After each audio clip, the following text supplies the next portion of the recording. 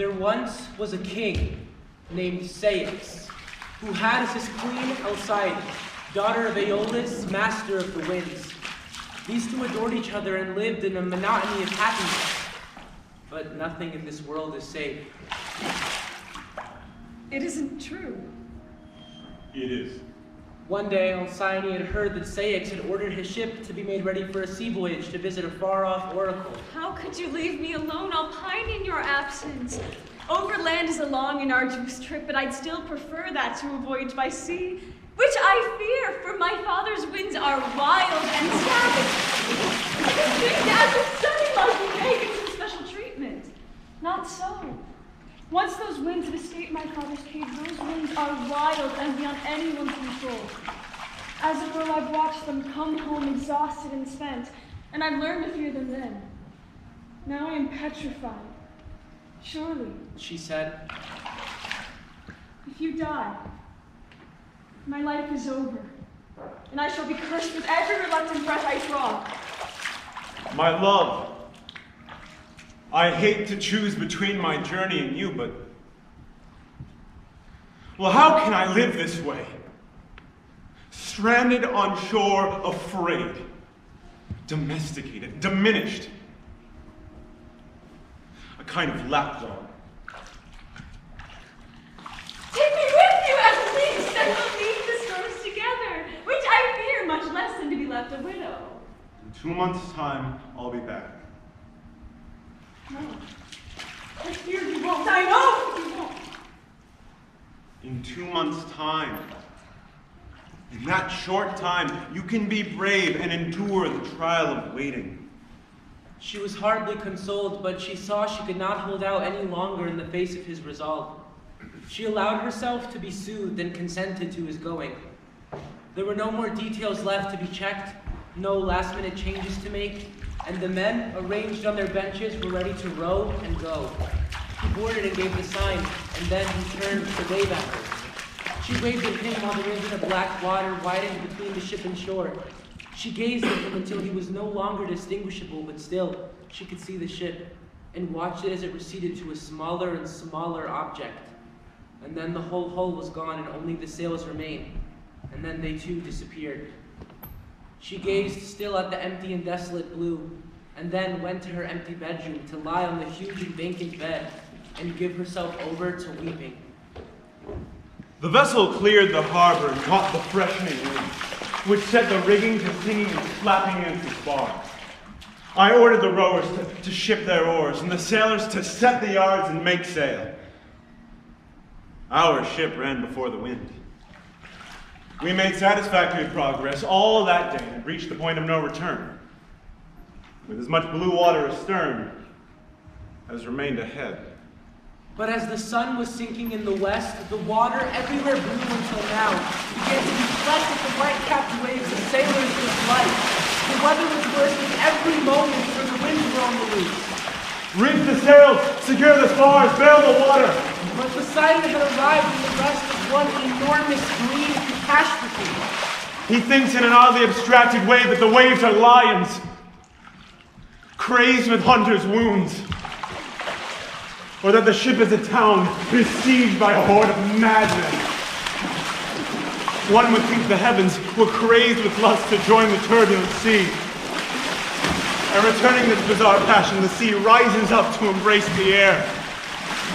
The men have lost their belief in their captain, their courage, their nautical skill, and even their will to live as they wait for the end. One weeps and groans aloud, another no braver is silent, dumbstruck. Some call on the gods for mercy, another curses his fate, and one says one word. Alcyone! Again and again. Alcyone, my treasure. Alcyone. And this is the end of the world. Oh God, hear my modest prayer, that my body may wash ashore at your feet, and with gentle hands she may prepare it to be buried.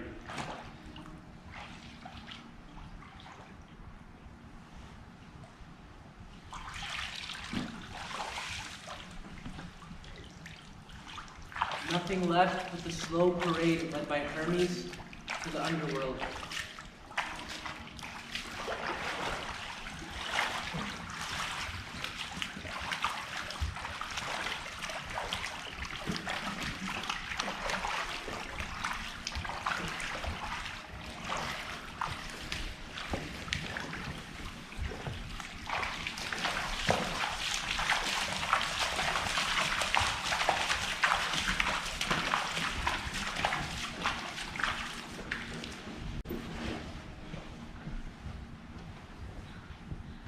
One, 2, 3, 4, 15, 16, 17, 18, 98, 99, 100.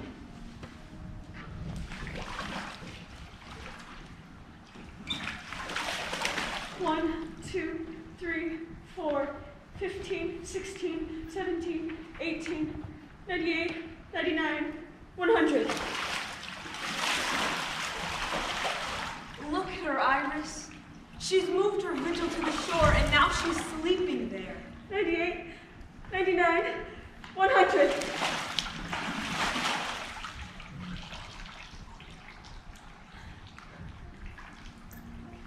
Ceyx!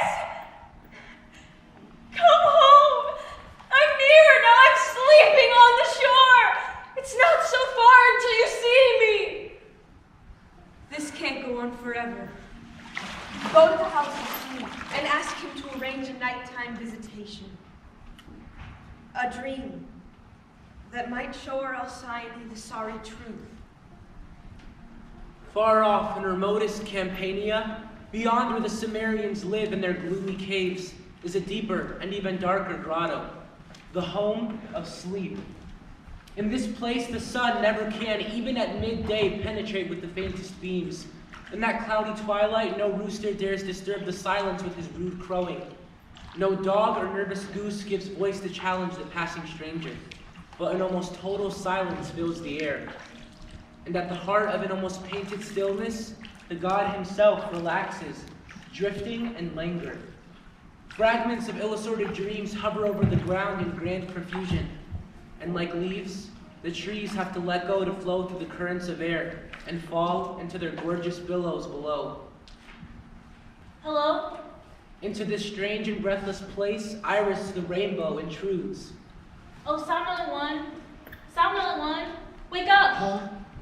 Mildest of all the gods, soother of souls, and healer of pain-wrecked bodies and minds.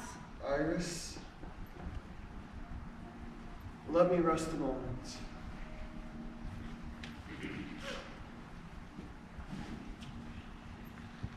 Iris? What do you want? Devise if you can. Some form to resemble King Ceyx, and sit it down in a dream to his wife, the Queen Alcyone. Let her know the news of the wreck of his ship and the death of the husband she loved so well. Sleep. Do this for us. Can you?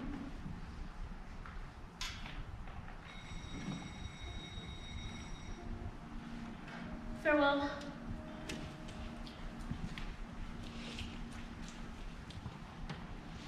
Morpheus! Morpheus! Come and change your shape to that of King Ceyx.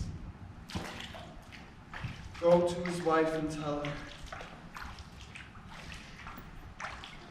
Tell her he's dead.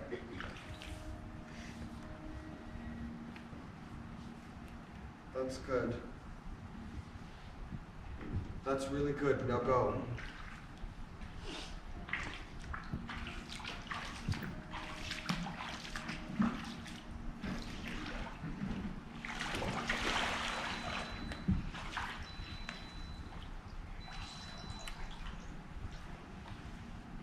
Sir? You seem like a seafaring man. Can you tell me? Where is my husband, Ceyx? Have you seen him on the sea? When is he coming home? His ship is strong and unmistakable. Have you seen him? Sir! Do you not recognize me? Has death undone me so? No! Look at me. I charge you, look at me. No, I won't! Look at me and know your husband's ghost. For your prayers have done no good. For I am gone, beyond all hope or help, forever. Go away! I am not some bearer of tales, but the man himself to whom it happened. Look at me, my little bird.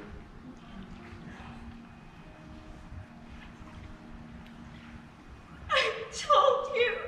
I knew what happened and I begged you not to know. I knew the day you sailed I had lost you forever. The ship, my hopes, and my life grew smaller all at the same time. You should have allowed me to go.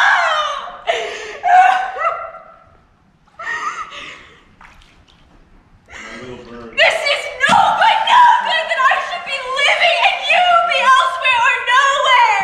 I am drowning now in the air. I am wrecked here on the land where the currents are just as cold and cruel.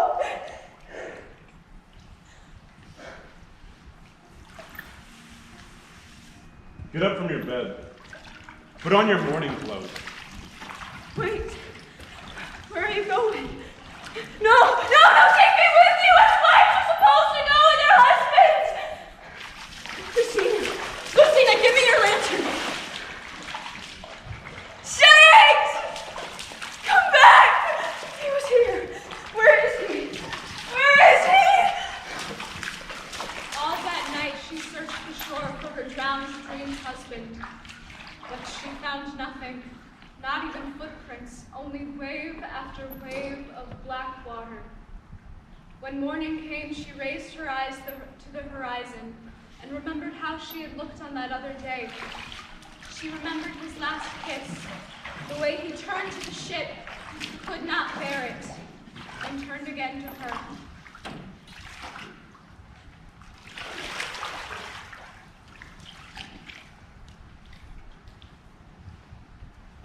What is that out there? Oh, it is a man. Alas, poor sailor, for your wife then. The gods are not altogether unkind. Some prayers are answered. Ceyx, this is how you returned to me. She began to run to him, but as she ran, flying, a strange thing happened. By the time she reached him, she was a bird. She tried to kiss him with her beak, and by some trick of the ocean's weaving, it seemed his head reached up to hers in response. You ask, how could he have felt her kiss? But better asking, how could the gods not have felt it? Seen this and not had compassion. For the dead body was changing, restored to new life and renewed as another seabird. Together they still climb just over the water's surface and mate and rear their young. And for 7 days each winter, Alcyone broods on her nest that floats on the gentle water.